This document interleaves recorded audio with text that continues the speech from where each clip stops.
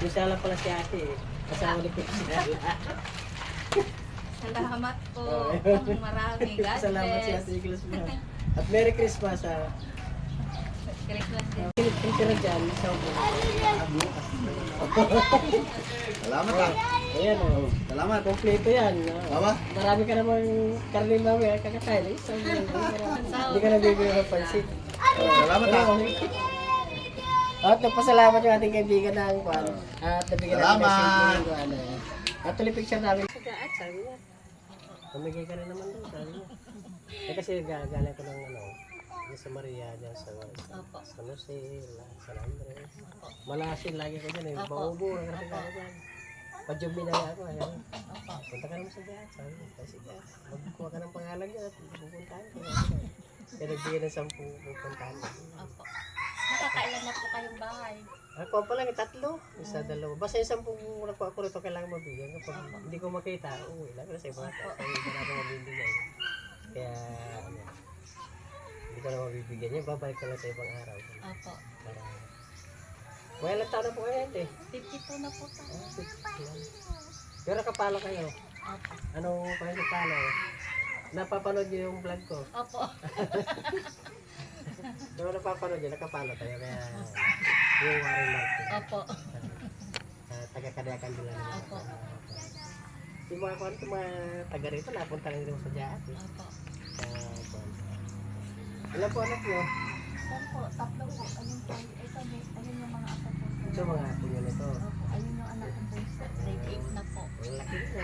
Opo. Mana sa nanay ha. Malusog.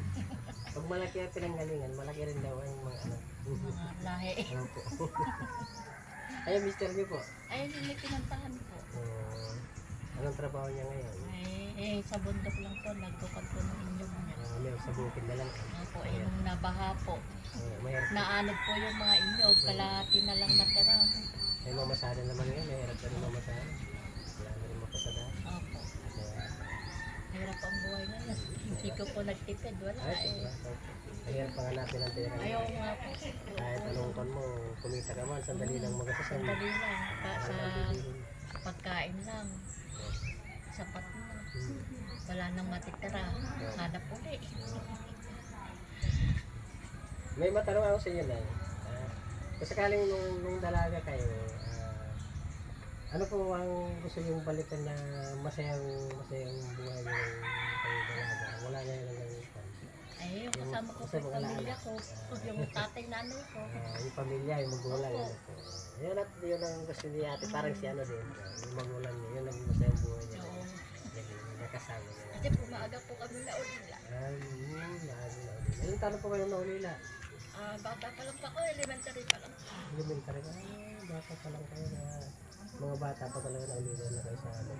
Pero kung ganun, huwag po talagang magsasacrifice po kayo ng kayo na lang ang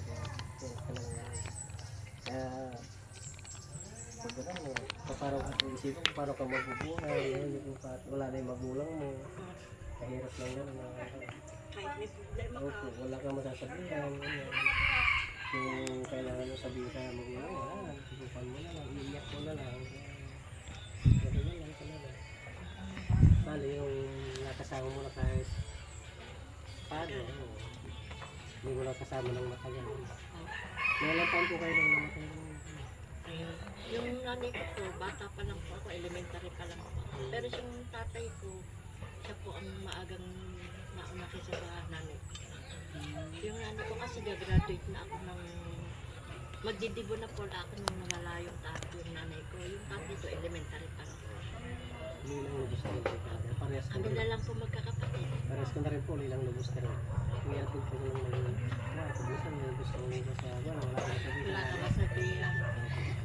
Ganun po at Merry Christmas at salamat po sa pagmamahal sa inyong magulang. Deserve niyo po ito din. Merry Christmas po para simple po yung magulang. Simple po mas po. Para nyo din po yung magulang. Ano sabi tayo?